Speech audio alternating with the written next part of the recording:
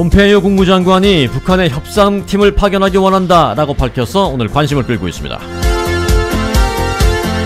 미국 내 정치 상황 등으로 인해 북미 간의 후속 협상이 상당히 미뤄질 수 있다는 관측이 나온 바 있는데 폼페이오 장관은 협상팀의 평양 파견을 수주 안에 하고 싶다라며 시간을 끌지 않겠다는 의지를 피력했습니다.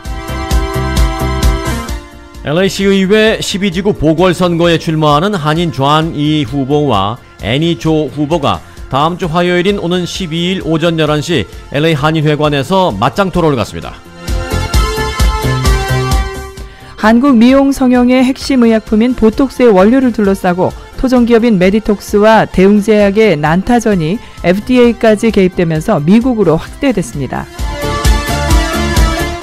동물세포를 배양해서 생산한 인조고기가 빠르면 올해 안에 시중에서 판매될 전망입니다.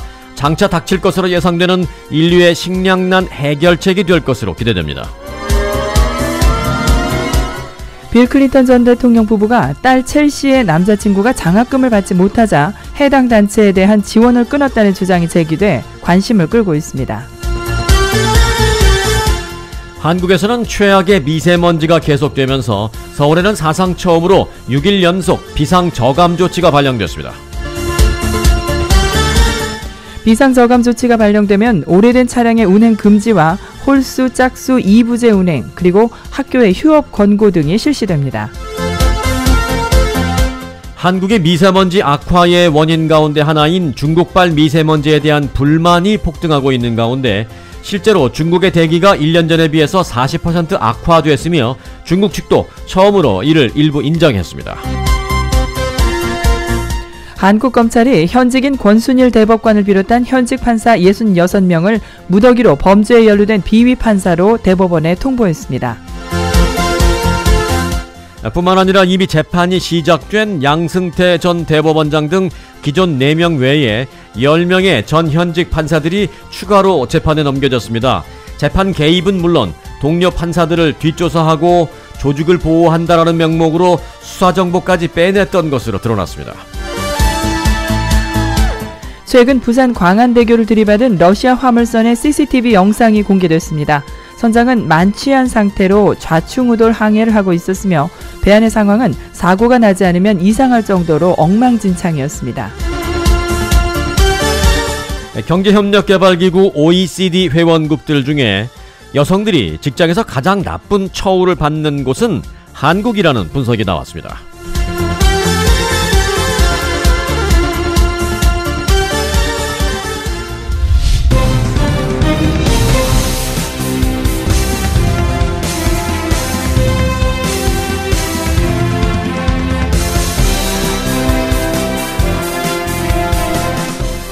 여러분 안녕하십니까, 송봉훈입니다. 안녕하십니까, 승기선입니다.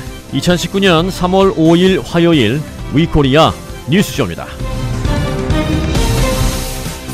먼저 잔리 후보는 8년의 수석보좌관을 포함한 14년 이상의 시정활동을 강조했습니다. Lived there for 40 years.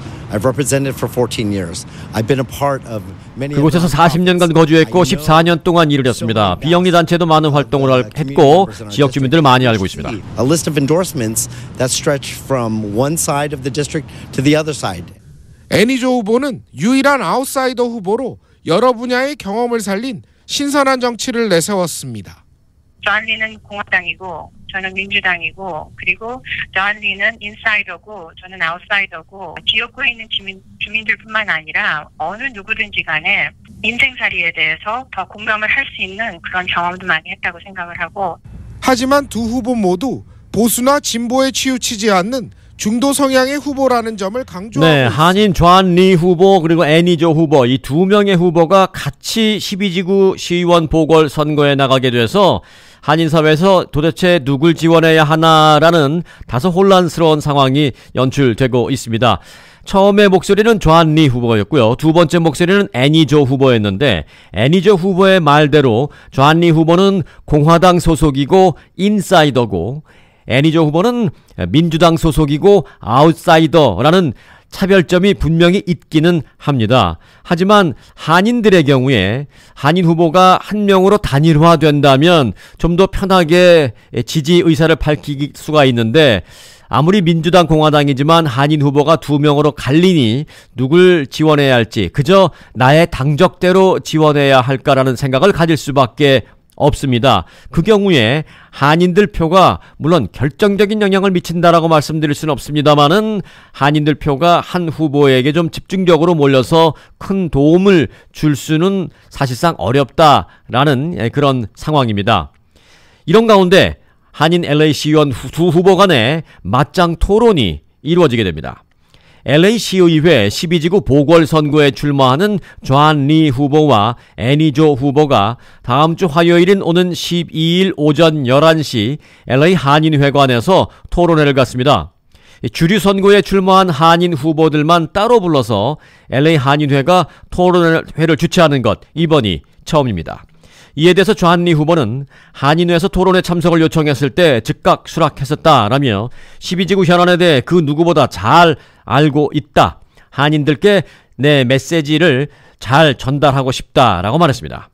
애니 조 후보 캠프 측도 이렇게 토론 기회를 주어서 감사하다. 한인 여러분께 인사하는 자리인 동시에 나의 비전을 제시하는 중요한 자리라고 생각한다라면서 한인들의 많은 성원을 부탁한다라고 밝혔습니다.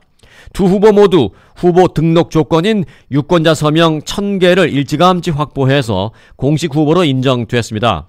이 LA시 선거관리국에 따르면 12지구 출마 후보가 총 23명이지만 서명을 확보하지 못한 이들은 후보 명단에서 제외됩니다. 이 12지구는 미첼 잉글랜더 시의원이 사임을 하면서 공석이 돼 있으며 오는 6월 4일 그래서 보궐선거가 실시됩니다. 동물세포를 배양해 생산한 배양육이 연내 시장에 나올 것으로 보입니다. 이 배양육은 동물에게서 떼어낸 작은 세포를 배양해서 고깃덩이로 만든 것으로 장차 닥칠 것으로 예상되는 인류의 식량난 해결책이 될 것으로 기대하고 있습니다. 지난 2013년 배양육으로 만든 세계 첫 햄버거 시식회가 영국 런던에서 열려서 세계적인 뉴스가 됐지만 당시 햄버거 한 개분 배양육 생산비가 개당 $30 이상에 달해 실용화되지 못했습니다. 하지만 최근 미국의 벤처기업이 배양육 생산비를 극적으로 낮추는 데 성공해 상품화를 눈앞에 두고 있다고 NHK가 보도했습니다. 이 보도에 따르면 캘리포니아주에 있는 벤처기업 저스트사는 치킨 배양육을 몇 달 내로 시장에 내놓는다는 계획입니다. 회사 측은 이에 대해 첫 제품은 치킨 너겟이 될 것이라면서 몇 개월 내에 판매할 계획이라고 밝혔는데 기술적으로 판매할 수 있는 단계까지 개발이 이루어진 것으로 보입니다. 문제는 가격입니다. 테트릭 CEO는 가격이 어느 정도가 될 것이냐는 거듭된 질문에도 가격 책정은 각국 개발업체의 경쟁에서 가장 중요한 전략의 하나라고 지적하면서 끝내 밝히기를 거부했습니다. 양산 규모에 따라서도 달라지는 만큼 현재로서는 밝힐 수 없다고 합니다. 첫 판매국이 어디가 될 것이냐는 질문에는 아시아의 어느 곳이 될 것이다 라고 말했습니다. 중국 정부가 관심을 갖고 있는 건 분명하고 싱가포르와 홍콩도 관심을 보이고 있다고 말했습니다. 네, 배양육, 가짜 고기가 아닙니다. 인조고기라고도 불리우는데요. 인조고기 하면 왠지 가짜 고기 같은 그런 느낌이 드는 용어인데 가짜 고기가 아니고요. 진짜 고기는 맞습니다. 하지만 동물 세포를 떼어내서 그 동물 세포를 갖고 실험실에서 길러서 고깃덩어리로 만드는 것입니다. 아주 작은 눈에 보이지도 않는 그런 작은 세포를 떼어내서 그걸 고깃덩어리로 만들어내는 것입니다. 과정은 좀 다릅니다만은 고기는 맞습니다. 이 배양육, 이 cultured meat라고도 부르기도 하고요. 실험실에서 만들어졌다 해서 laboratory grown meat라고 부르기도 하고 또는 grown in the laboratory, meat grown in the laboratory 뭐 이렇게 부르기도 합니다. 지금은 사실 공식 용어가 하나로 확정되지는 않았습니다. Would you eat a hamburger or a chicken nugget made of meat grown in the laboratory? 지금 나왔죠? meat grown in a laboratory라고 말했죠? 다시 한번 들어보겠습니다. Would you eat a hamburger or a chicken nugget made of meat grown in the laboratory? Joshua Tetrick, co-founder and CEO of Just. 네, Joshua Tetrick이라는 사람이 이 회사의 CEO입니다. meat grown in a laboratory라고 말했죠. 이걸 또 짧게 줄여서는 lab grown meat라고 부릅니다. 배양육인데요. 세포 한 개가 치킨 너겟 한 개분의 고깃덩어리로 자라는 데는 2주일 걸립니다. 배양액의 성분과 관련해서는 식물에서 유래한 단백질 등이 들어있다라는 것입니다. 이 회사 측은 샌프란시스코에 있는데요. 이 회사는 배양육으로 만든 치킨 너겟 시식 기회를 최근에 가진 바 있습니다. 취재팀을 불러서 시식회를 가졌는데 취재팀이 지켜보는 가운데 배양된 고기를 기름에 넣고 1분 정도 기다리자 치킨 너겟 같이 만들어졌습니다. 외관은 치킨 너겟과 거의 똑같았습니다. 반으로 잘라보니까 속은 약간 미끄러운 느낌이었는데 흰색으로 치킨 너겟이라기보다는 어묵에 가까워 보였다라는 이 취재팀의 전언이었습니다. 취재팀이 먹어보니까 식감이 예상했던 것보다는 훨씬 탄력이 있고 닭고기 맛 그대로였습니다. 닭의 세포를 잘라내서 닭의 세포에서 닭고기를 만든 것이기 때문입니다. 눈을 가리고 시식을 하면 보통 가게에서 파는 치킨 너겟과 구분을 할 수 없을 정도였다라고 취재팀들이 말했습니다. 자, 그럼 배양육은 안전할까? 또 유통시켜도 문제가 없을까? 일반인에게는 이런 불안감도 있을 수 있습니다. 그동안 존재하지 않던 음식인 만큼 이 배양육에 대한 규제 논의는 미국에서도 사실 이제 시작 단계입니다. 이 배양육은 고기인가 아니면 가공식품인가? 그도 아니면 제3의 다른 무엇으로 불리워야 하나? 동물의 고기와 구별하려면 뭐라고 불러야 할까? 또 관리 감독은 정부 어느 기구가 맡아야 할까 등 여러 가지가 지금 논의돼야 하는 상황입니다. 결국 미국 정부는 일정 부분 결론을 내렸습니다. 지난해 11월 식품의약국 FDA와 농무부가 함께 공동으로 감독하기로 결정했습니다. 식품의약국 FDA는 세포 배양 과정을 관리 감독하고 농무부, 연방농무부 USDA는 배양육을 식품으로 가공하는 과정을 감독합니다. 다시 설명드리면 식품의약국 FDA는 세포에서부터 고깃덩어리로 만들어지는 세포 배양 과정을 관리 감독하고 고깃덩어리로 만들어지고 난 다음에는 이를 식품으로 만드는 과정은 연방농무부 USDA가 관리 감독하겠다라고 밝혔습니다. 이제 안전성과 관련해서 정부가 어느 정도 개입하기 시작했습니다. 다음 소식입니다.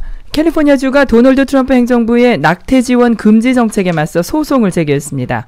트럼프 정부와 종종 정책적 갈등을 빚어온 캘리포니아주가 트럼프 행정부를 상대로 소송을 낸 것은 이번이 47번째입니다.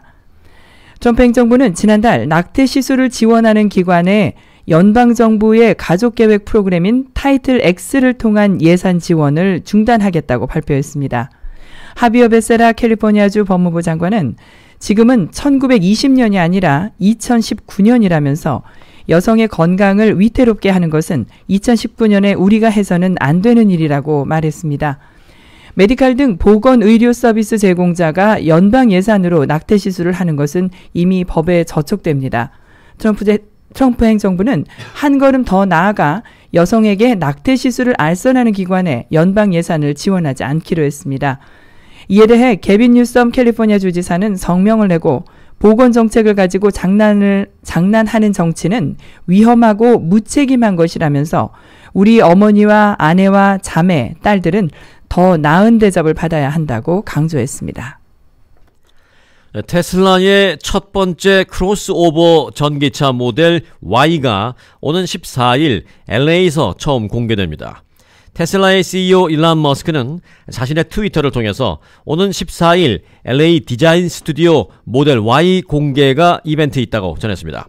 2015년 머스크 본인이 처음으로 언급한 이후 이 베일에 가려졌던 모델 Y는 보급형인 모델 3보다 10% 정도 차체가 크고 세단과 SUV의 중간 형태인 소위 크로스오버 디자인을 채택했습니다. 모델 Y의 가격은 모델 3에 비해서 10%가량 비싸고 한 번 충전으로 주행할 수 있는 거리는 모델 3보다 소폭 줄어들 전망입니다. 즉 모델 3의 가격이 $35,000이고 주행거리는 220마일이라는 점을 감안하면 크로스오버 모델인 모델 Y는 $30,000 후반에서 $40,000 정도, 그리고 주행거리는 200마일 안팎이 될 것으로 관측됩니다. 경제협력개발기구 OECD 회원국 중 여성들이 직장에서 가장 나쁜 처우를 받는 곳은 한국이라는 분석이 나왔습니다. 글로벌 컨설팅 업체 PwC는 세계 여성의 날을 사흘 앞둔 오늘 이 같은 내용을 담은 보고서를 2019년 직장 여성 지수를 발표했습니다. 한국은 회원국 36개 가운데 33개국을 대상으로 2017년을 기준으로 조사한 결과 직장 내 여성 처우가 최하위에 그쳤습니다. 한국은 2017년 한국의 남녀 간 임금 격차가 34.6%로 조사 대상국 가운데 가장 큰 것으로 나타났습니다. 고용 상태에서는 남성의 정규직 고용률은 71%인데 반해 여성은 48%에 그쳤으며 파트타임 고용은 남성 6%, 여성 10%를 기록했습니다. 실업률은 남성 3%, 여성 2%였습니다. 그리고 기업 임원 중에 여성이 차지하는 비중은 2010년부터 계속 2%에 그쳤습니다. 이 보고서는 한국이 남녀 임금 격차를 없애면 여성의 보수는 현재 수준에서 53% 늘어날 것으로 내다봤습니다. 7억 광년, 먼 곳에서 시작된 나와 당신의 운명처럼 그대가 세상이라는 무대에 등장한 그 순간부터 당신과의 소중한 시간은 시작되었습니다. 바로 지금 이 순간 함께인 우리가 이 세상에 가장 빛나는 별입니다. 인간의 시간을 연구하다. 메디톡스. 메디톡스라는 얘기가 나왔죠. 메디톡스라는 제약회사의 광고였는데요.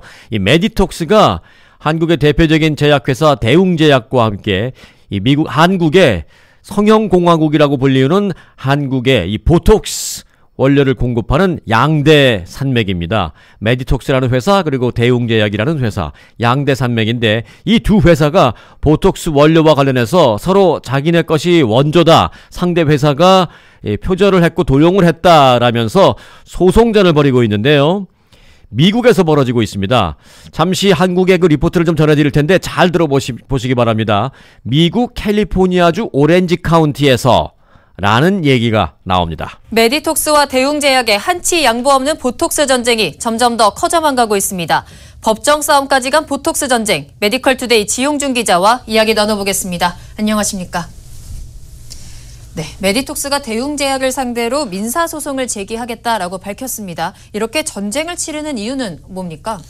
네, 메디톡스와 대웅제약의 보톨리눔 톡신 균주 논란은 지난해 국정감사에서 불거진 이후로 1년이 지난 지금까지도 해결이 안 된 상황입니다. 네. 메디톡스는 대웅제약이 자신의 보톨리눔 톡신 균주뿐만 아니라 제조 공정 일체를 도용했다고 여러 차례 주장해 왔는데요. 지난 6월에는 메디톡스가 미국 캘리포니아주 오렌지 카운티 법원에 대웅제약 등을 상대로 민사소송을 제기하기도 했습니다. 이어 메디톡스는 최근 서울중앙지법에 대웅제약을 상대로 보톨리눔 균주와 독소 제재, 제조기술 정보의 사회용 금지와 손해배상을 청구하는 소를 제기했습니다. 메디톡스는 이번 소송을 통해 대웅제약의 주장이 거짓이라는 것을 밝히겠다는 입장입니다. 그렇군요. 실제로 대웅제약이 개발한 나보타가 뒤늦게 시장에 뛰어들었는데 시장 개척에 굉장히 활발한 상황이라면서요? 네, 대웅제약의 나보타는 지난해 4분기 미국에서 3상 임상시험을 완료하고 지난 5월 FDA에 허가를 신청한 상황입니다. 이에 올해 4분기 FDA 공장 실사를 마치면 늦어도 미국 상반기, 내년 상반기쯤 미국 시장에 본격 출시할 수 있을 것으로 예측되고 있습니다. 그렇군요. 대웅제약이 굉장히 빠른 속도로 발전을 하고 있는 것 같은데 반면에 먼저 개발을 시작한 메디톡스는 조금 한 발 늦는 모습입니다. 네, 그렇습니다. 메디톡스는 지난 2013년 다국적 제약사 엘러간과 4천억 원 규모로 이노톡신 기술 수출 계약을 맺었고 현재 임상 3상 시험 준비 단계에 있습니다. 하지만 수출 이후 3년이 지나도록 임상시험이 지연되면서 미국 진출이 우려된다는 의견도 잇따랐습니다. 네. 이 같은 상황이 메디톡스를 다급하게 만들었다는 것이 업계의 관측인데요. 이에 미국 시장을 진출을 놓고 경쟁이 격화되면서 대웅제약과 메디톡스 간의 충돌은 법적 다툼으로 접어든 국면입니다. 그렇군요. 그런 과정 속에서 메디톡스가 이제 소송을 제기한 건데 이에 대해서 대웅제약의 입장은 어떻습니까? 대웅제약은 메디톡스의 주장이 나보타의 발목 잡기라는 입장입니다. 네. 앞서 말씀드렸듯이 메디톡스의 이노톡신보다 대웅제약의 나보타가 미국 진출 등에 앞선 상황인데요. 네, 자, 대웅제약과 한국의 메디톡스 두 회사 간의 이 보톡스 원료와 관련된 공방전 오렌지 카운티 법원에서 지금 진행되고 있다. 미국에서 이 전쟁이 시작되고 있다라는 보도를 전해드렸습니다. 정리를 해드리면 좀 이렇습니다. 일단 지난 2016년 10월로 거슬러 올라가는데요. 그때 한국에서는 국회 국정감사에서 이 문제가 논의됐습니다. 국회 국정감사에서 대웅제약의 그 보톨리눔균, 이것이 이제 보톡스의 원료인데요. 대웅제약의 보톡스 원료 보톨리눔균이라는 것의 출처에 대한 의혹이 국회 국정감사에서 처음 제기됐습니다. 그러자 다음 달 메디톡스가 기자회견을 갖고 메디톡스의 보톨리눔균의 유전자를 공개하면서 대웅제약이 이것을 표절했다, 빼내갔다라고 공방전을 벌였습니다. 이후 2019년 1월, 지난 1월 한 달 반 전이죠. 메디톡스가 미국 국제무역위원회 ITC에 대웅제약을 제소했습니다. 그래서 이제 오렌지 카운티에서 이 소송이 진행되기 시작한 거고요. 지난달에는 FDA가 대웅제약의 나보타 판매에 관련해서 메디톡스 측이 중단시켜달라고 했는데 일단 FDA는 대웅제약의 나보타 미국 판매를 허가했습니다. 그러자 미국 국제무역위원회 측에서는 또 대웅제약에 대한 조사를 다시 하라라는 그런 약간 FDA와는 상반된 그런 판결을 내렸습니다. 그래서 미국에서 ITC, 국제무역위원회, 그리고 미국의 FDA 두 기관이 함께 연루된 대웅제약과 메디톡스의 소송 공방전이 지금 계속되고 있습니다. 대한민국의 토종 보톡스 제약회사 두 회사가 미국 오렌지 카운티 지역에서 전쟁을 시작했습니다. 네, 한국의 미세먼지 사태가 최악을 달리고 있습니다. 오늘 미세먼지는 유례가 없는 풍경을 만들어냈는데요. 학교에선 실외 수업이 금지되고 시장과 공원엔 방문객이 뚝 끊겼습니다. 학교 운동장에 빨간 깃발이 세워졌습니다. 고농도 미세먼지 탓에 실외 수업을 금지하는 조치가 내려진 겁니다. 학생과 학부모 모두 마스크를 썼지만 힘든 표정들입니다. 눈이 따끔거리고 목이 아팠어요. 운동장을 빼앗긴 아이들은 빈 교실과 강당에서 뛰어야 했습니다. 학교하고 학원 갔다 온 뒤에는 좀 축구공 가지고 좀 놀고 싶은데 미세먼지가 안 좋아가지고 별로 놀지를 못하고 있습니다. 북적이던 시장도 요 며칠 활기를 잃었습니다. 좌판을 준비해보지만 찾는 사람들이 거의 없습니다. 마스크 쓰고 장사하기도 어려운 게 상인들 처지입니다. 손님들 상대해야 되니까 마스크를 안 쓰는데 좀 걱정하긴 해요. 지금 써야 될까 말아야 될까 머릿속 고민하고 있네. 파종 준비에 여념없는 농민들도 마스크 쓰고 일하기는 버겁습니다. 오늘도 심하잖아요. 마스크 같은 거 쓰고 하시기엔 좀 어려우신가요? 나는 못해. 깎아있어. 일부 지자체는 살수차까지 동원해 미세먼지 줄이기에 나섰지만 역부족입니다. 점심시간, 직장인들은 바깥 음식점보다는 구내 식당으로 몰려들었습니다. 밖에 나가서 먹는 경우가 많이 있죠. 근데 어제와 오늘은 미세먼지가 너무 심해서 구내 식당을 이용하기로 했습니다. 최악의 미세먼지가 전국을 덮은 오늘, 시민들도 답답한 하루를 보내야 했습니다. KBS 뉴스 김진호입니다. 자, 그러면 여러분들이 지금 살고 있는 그곳의 미세먼지 농도는 어떨까 궁금하시죠? 자, 찾아볼 수 있는 사이트를 일러드리겠습니다. 에어 비주얼. 에어는 공기, 그리고 비주얼은 본다라는 뭐 그런 뜻이죠. 공기의 상황을 한눈에 볼 수 있다라는 그런 뜻일까요? airvisual.com인데요. 이 airvisual.com에 들어가면 도시 지명 이름을 넣을 수 있는 이 검색란이 있습니다. 그곳에 도시 이름을 넣고 전 세계적으로 사용하는 사이트이기 때문에 나라 이름, 이 컨트리 이름도 넣어야 되는데 웬만하면 도시 이름을 넣다 보면 중간에 어느 정도 넣다 보면 이름을 치다 보면 뭐 나라 이름이 자동적으로 따라 나오기도 합니다. 자, 일단 서울 치니까 자동적으로 서울 코리아가 나왔네요. 지금 현재 상황을 보니까 1세제곱미터당 미세먼지가 110 마이크로그램, 110 마이크로그램으로 해서 매우 unhealthy하다라고 빨간색으로 나와 있습니다. 자, 1세제곱미터당 110 마이크로그램, 지금 현재 서울의 상황입니다. 그러면 로스앤젤레스는 어떨까요? 서울에 비해서 매우 좋습니다. 1세제곱미터당 지금 현재 18.9 기록하면서 노란색으로 moderate, 그냥 보통 이렇게 나와 있습니다. 한 군데만 더 봐드리겠습니다. 오렌지 카운티 한인들이 많이 살죠. 한인들이 뭐 너무 많이 살아서 서울시 나성구 훌러동이라고까지 부르고 있는 플러턴 보겠습니다. 자, 영어로는 플러턴인데요. 자, 플러턴 얼마일까요? 서울이 세제곱미터당 110이었고 LA가 65였는데 플러튼은 75. 여기서 역시 보통, moderate, 보통이라고 나왔습니다. airvisual.com 참고하시기 바랍니다.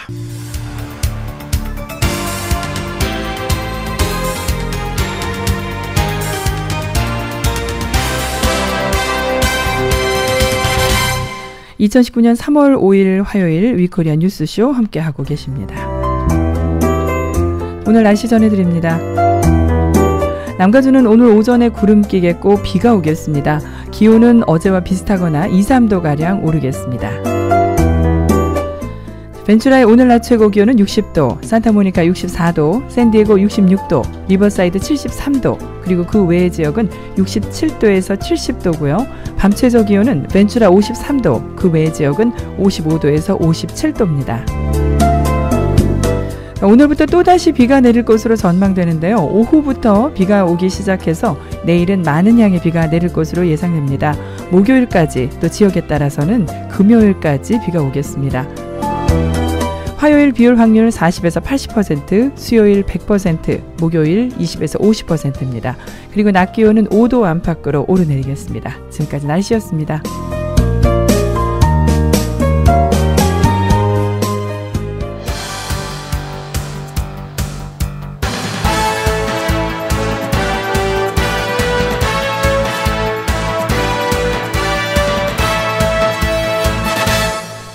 한국 소식 이어드리겠습니다. 폼페이오 미 국무장관이 수주일 안에 이 평양에 협상팀을 다시 보내기를 희망한다, 이렇게 말했습니다. 하노이 협상 결렬 나흘 만이죠. 미국 내 정치 상황 등으로 후속 협상이 상당히 미뤄질 수 있다는 관측이 나온 바 있는데 서둘러서 그것도 평양으로 협상팀을 보내겠다고 한 것입니다. So I am hopeful, although I have no commitment yet, that we will be back at it, that I'll have a team in Pyongyang in the next couple of weeks. 국무부, 국방부 팀이 진짜 빅딜을 위해 노력했다면서 동맹 파트너들과 함께 다시 일할 것이라며 한 말입니다. 북미 고위급 회담을 주도한 폼페이오 장관이 조속히 후속 협상을 하겠다는 의지를 강조한 겁니다. 백악관은 트럼프 대통령은 하노이에서 미국을 최우선에 뒀다며 회담 실패론에 적극 대응했습니다. 협상 결렬, 즉 노딜을 칭찬한 언론 기사를 모아 보도자료도 냈습니다.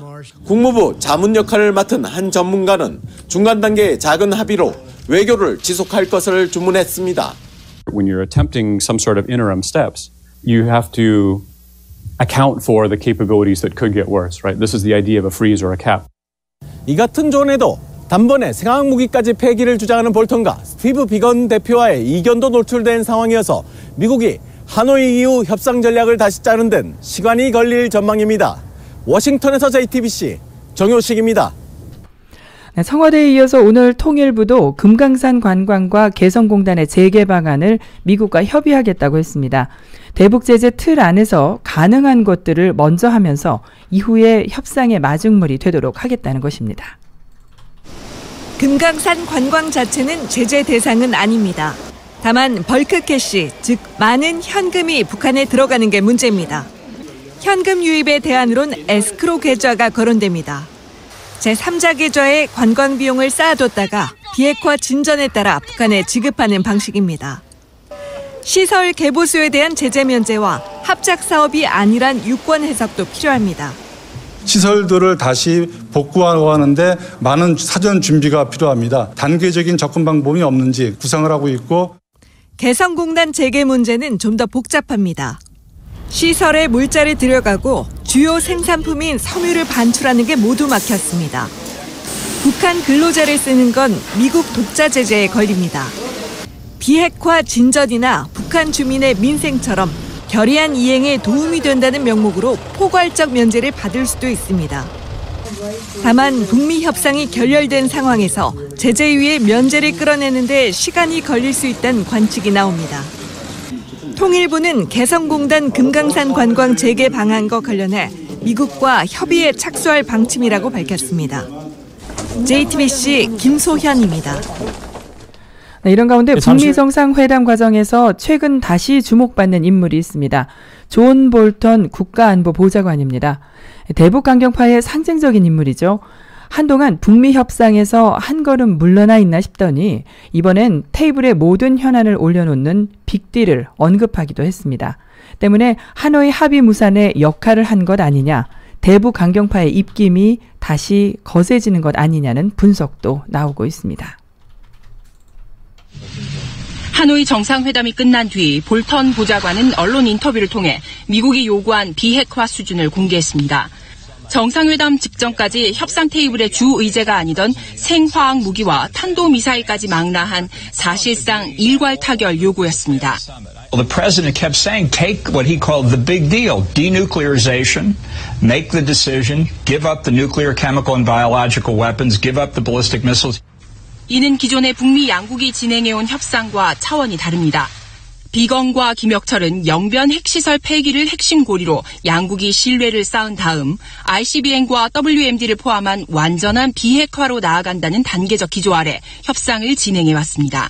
Before the process of denuclearization can be final, we must also have a complete understanding of the full extent of the North Korean weapons of mass destruction and missile programs. We will get that at some point through a comprehensive declaration. 그 결과 영변 핵시설 폐기에 상응해 북한의 숨통을 일부 틔워주는 내용의 합의문까지 완성됐던 것으로 알려졌습니다. 그런데 볼턴의 본격적인 가세로 확대 회담을 거치며 판이 달라졌다는 분석입니다. 이 때문에 미국 내 극단적 보수주의 성향인 네오콘이 재부상하며 북미 간 평화협상의 틀이 흔들릴 수 있다는 분석이 나옵니다. 미국의 이제 네오콘이란 사람들은 기본적으로 타협보다는 강력한 강압적 외교를 통해서 이제 레짐 체인지를 기본 노선으로 삼고 있어요. 그 중에서도 존 볼튼은 가장 내파에 가까운 사람이에요. 협상가 트럼프 대통령, 실용주의자 스티브 비건 대표, 네오콘 존 볼턴 국가안보보좌관. 안개 속인 미국의 대북 협상 기조가 어느 쪽에 무게중심을 둘지, 또 북한이 어떤 방식으로 대응할지에 따라 한반도의 정세도 출렁일 것으로 보입니다. KBS 뉴스 류란입니다. 네, 북미 회담 관련 소식 이어드렸습니다. 이번에는 서울대학교에서 교수들의 성폭력이 있었다는 소식 이어드립니다. 국립서울대학교에서 교수들의 성폭력과 갑질 사건이 끊이질 않고 있습니다. 지난해 갑질과 성추행 의혹을 받은 교수가 정직 처분을 받았는데 최근 또 다른 교수가 성폭력 혐의로 징계를 받게 됐습니다. 반복되는 서울대 성폭력 사건, 왜 그럴까요?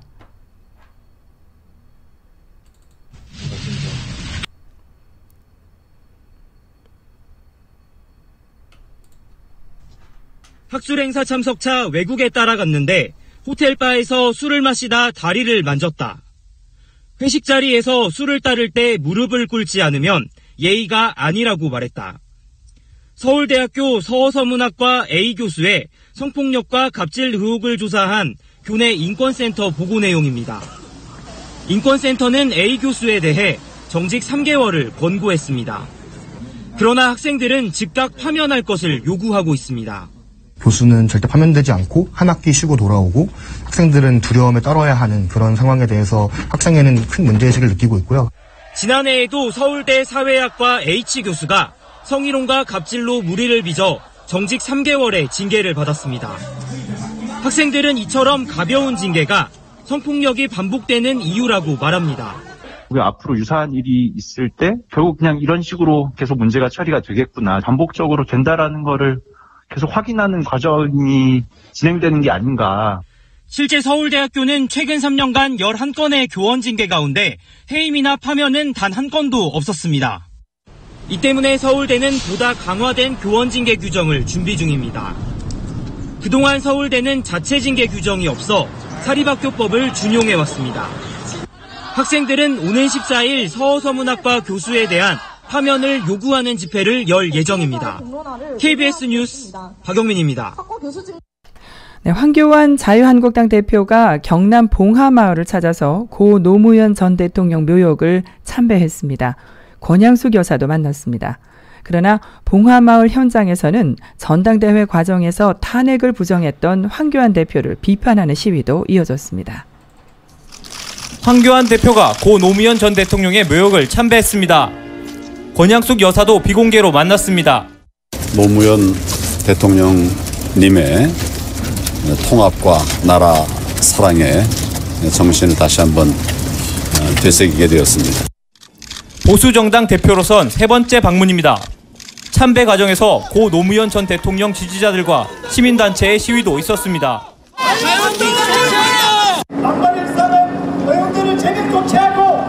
오늘 방문에 대해 당 핵심 관계자는 통합행보라고 강조했습니다. 공과를 떠나 전직 대통령은 대한민국의 역사 그 자체로 가치가 있다는 게 황 대표의 생각이라고도 말했습니다. 황 대표는 조만간 손명순, 이희호 여사 등도 예방할 예정입니다. 황 대표가 통합을 내세웠지만 새 지도부가 연일 투쟁성 강화를 천명하면서 실제로는 통합보단 갈등이 더 커지는 게 아니냐는 우려도 나옵니다. 봉하마을에 가기 전 오늘 오후 의원총회에서도 투쟁을 강조했습니다. 지금 문재인 정권의 좌파 독재로 인해서 경제도 안보도 또 민생도 모두 무너지고 있습니다. JTBC 노진호입니다.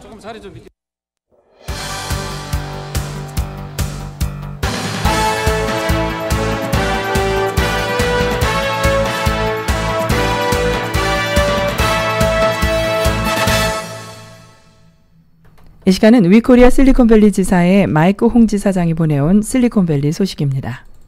자율주행 기술 스타트업인 오로라 이노베이션이 세코야 캐피털이 이끄는 투자 라운드에서 무려 5억 3천만 달러를 투자받게 됩니다. 오로라는 현대자동차의 자율주행 기술을 지원하는 첨단 기술 기업입니다. 블룸버그에 따르면 이번에 참여한 투자자에는 아마존이 포함되어 있어 눈길을 끕니다. 오로라는 이번 투자를 통해 기업 가치를 25억 달러 이상으로 끌어올렸다고 평가받고 있습니다. 오로라의 새 공동 창업자는 자율주행차를 현실화하는데 앞장서고 있는 로봇공학과 엔지니어들이 커뮤니티 안에서 전설적인 인물들입니다. 최고 경영자인 크리스 엄스는 구글에서 시작된 무인 자동차 프로젝트의 초기 리더였는데 이후 이것이 웨이모로 발전했고 로봇택시 사업의 프론티어로 이름을 널리 알렸습니다. 오로라의 최고 제품 책임자인 스털링 앤더슨도 테슬라의 오로파일럿 팀을 이끌며 자동차 제조사를 위한 운전자 지원 기술을 개발한 주역이고 최고 기술 책임자인 드루 바넬은 우버 첨단 기술 그룹의 창립 멤버였습니다. 이 같은 창업자들 위상은 오로라가 샌프란시스코 베이 지역과 피츠버그에서 250명 이상의 인재를 확보하는 것은 물론 다양한 투자자와 파트너의 관심을 끈 계기가 됐습니다. 오로라는 다양한 자동차 제조업체와 운송망을 지원하도록 설계된 소프트웨어 및 하드웨어, 데이터 서비스 제품군을 통해 현대자동차와 폭스바겐, 바이턴 등과 독립적이면서도 강력한 파트너십을 형성해 왔습니다. 최근의 대규모 투자는 무인 자동차 시장의 치열한 경쟁에서 오로라가 신뢰를 얻었음을 의미합니다. 세코야의 칼 에센바흐는 인터뷰에서 지난 2년 동안 세계 최고의 자율자동차 회사 중 15개 이상을 만났다면서 오로라는 자율주행 차량의 드림팀이며 가장 파괴적인 역량을 발휘할 수 있는 최고의 기회라고 말합니다. 새로운 투입 자금은 오로라의 사업 운영 확장에 투입됩니다. 오로라는 이번 투자 유치를 통해 자율주행 기술을 안전하고 빠르고 광범위하게 제공할 수 있는 기회를 얻었다는 전문가들의 평가입니다. 세계 자율차량 연구의 중심지가 된 캘리포니아에서는 최소 62개 기업이 주위 교통국으로부터 자동차 테스트 허가를 받았습니다. 이 중 알파벳의 웨이모 사업부와 GM의 크루즈 사업부, 죽스, 오로라, 포드 자동차의 지원을 받고 있는 아르고 AI 등 5대 기업이 상위권을 형성하고 있습니다. 자율주행 선두주자들은 독자적인 행보를 보이고 있죠. 웨이모의 모 기업인 알파벳 CFO인 루스 포랏은 2018년 말 첫 로봇택시 서비스가 도입된 피닉스 지역을 넘어 다른 여러 도시로 이전 허가 위에 협의 중이라고 말합니다. GM의 메리 바라 사장도 최근 실적 발표에서 2019년에 크루즈에 약 10억 달러를 투자할 것이라고 발표했습니다. 지난해 소프트뱅크 비전 펀드와 혼다 자동차로부터의 투자는 크루즈의 평가액을 146억 달러로 상승시켰습니다. 그러나 업계에 자금이 쏟아지고 있음에도 불구하고 실리콘밸리 거리에서 흔히 볼 수 있는 자율주행차는 주로 안전 운전자들이 운전대를 잡고 다니는 시험용 차량입니다. 심지어 애리조나에 있는 로봇택시 서비스도 내부에 훈련된 백업 드라이버를 가지고 있습니다. 오로라가 무인 자동차로 많은 이목을 끌지 못한 아마존으로부터 투자를 이끌어냈다는 것은 많은 이들이 다양한 추측을 불어익기에 충분합니다. 아마존 대변인은 자율기술은 우리 직원과 파트너의 일자리를 더 안전하고 생산적으로 만들 수 있는 잠재력을 갖고 있다면서 여행센터든 도로에 있든 우리는 그 가능성을 크게 믿는다고 말했습니다. 자율주행차는 사람들만을 위한 것이 아니죠. 이 기술은 물건을 옮길 수도 있습니다. 아마존은 현재 창고에서 자동화를 이용하고 있으며 패키지 배송을 위해 드론 등으로 미래 배송 시스템을 설계하고 있습니다. 웨이모는 배달과 물류 작업을 하기 위해 논의해왔고, 포드는 도미노와 무인 피자 배달, 포스트메이츠와 식료품 배달을 시험하고 있습니다. 올해는 초기 무인 기술 리더들의 공개 시험장이 될 것이죠. 웨이모 시도 외에도 GM의 크루즈는 올해 안으로 무인 승차 서비스를 시작하기 위해 안전 문제를 조율하고 있는 것으로 알려졌습니다. 이런 자율주행 기술 업체들의 활약으로 무인 자동차의 시대도 멀지 않을 것으로 보입니다. 실리콘밸리에서 마이크 홍이었습니다.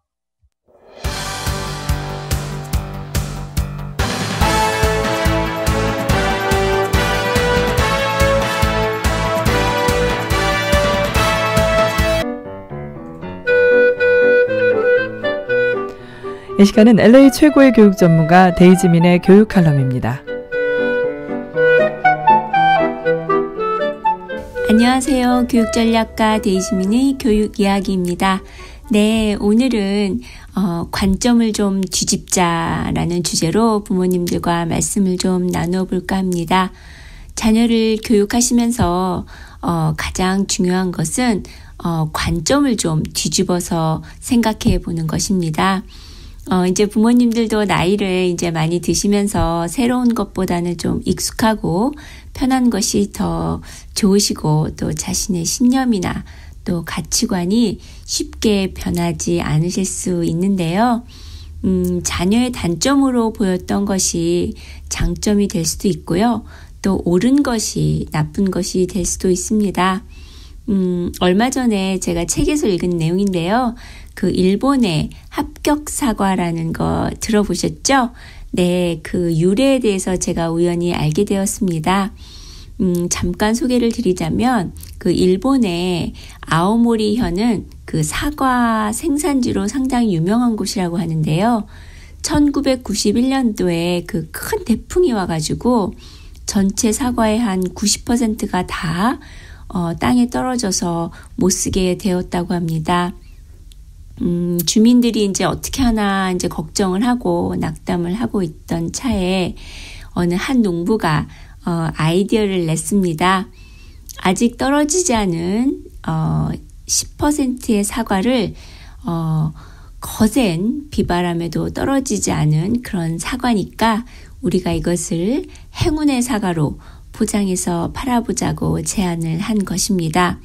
그래서 가격도 사실 실제 가격보다 10배 비싸게 판매를 하였는데 네, 그것이 대박이 난 것입니다. 그래서 이제 고등학생들이 대학교 갈 때 이제 시험 잘 보라고 이렇게 사과를 선물하면서 그것이 이름이 이제 합격 사과로 불려졌다고 하는데요. 네, 이처럼 항상 당연하다고 생각되고 또 옳다고 생각되는 것들에 또 다른 시각과 눈으로 바라보면 새로운 아이디어가 생깁니다. 자녀 교육도 마찬가지인 것 같습니다. 제가 관점을 좀 뒤집은 예를 하나 말씀을 드리겠습니다. 수영을 어릴 때부터 해오던 학생이 있었는데요. 고등학생이 되면서 점점 수영에 좀 실증을 느끼고 학교, 고등학교 그 수영팀에서도 상당히 두각을 나타냈었는데 이제 10학년이 되면서 그만두고 말았습니다. 이제 학생이 유일하게 해온 과외 활동이 그 수영밖에는 없었는데, 이제 막상 그만두고 나니까 이제 부모님이 어찌할 바를 모르셔서 저를 찾아오셨습니다. 그래서 저는 이제 학생에 대해서 자세히 질문을 하고 어떻게 하면 좋을지 이제 곰곰이 생각을 해 봤습니다. 어머님이 이제 말씀을 하시기를 어릴 때부터 음악과 노래를 좀 좋아했고 또 피아노도 좀 칠 줄 안다고 하시고 또 기타도 좀 초급 수준이긴 하지만 좋아한다고도 하셨습니다. 그래서 제가 생각한 게 수영을 한 학생이니까 폐활량이 상당히 좋겠구나. 한번 관악기를 시켜보면 좋을 것 같다는 생각이 들어서 트럼펫이나 클라리넷을 한번 가르쳐 볼 것을 좀 권해드렸습니다. 네, 그 학생이 이제 폐활량이 상당히 크기 때문에 기존에 이제 몇 년씩 연주했던 학생들보다도 그 더 두꺼운 리드를 사용해서 악기를 잘 불 수가 있었고요. 그러다 보니까 이제 더욱더 아름다운 소리를 낼 수가 있어서 학교 오케스트라뿐만 아니라 학교 외에도 유명한 오케스트라 오디션에 다 통과를 하게 되었습니다. 네, 이렇듯 위기가 기회가 될 수가 있습니다. 자녀의 단점이나 위기가 왔을 때 늘 관점을 바꾸어서 그것이 장점으로 발전하고 또 위기로 전환될 수 있도록 부모님의 지혜를 다 모아보시기 바랍니다. 관점을 바꾸면 교육이 달라진다는 것을 한번 꼭 체험해 보시는 한 주가 되시기 바랍니다. 감사합니다.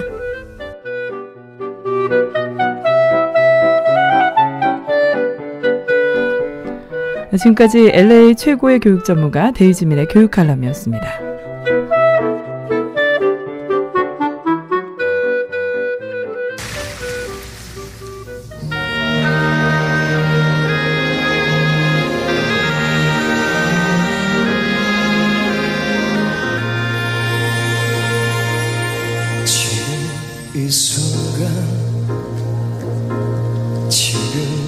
네, 지금까지 진행의 승기선, 송봉우였습니다. 고맙습니다.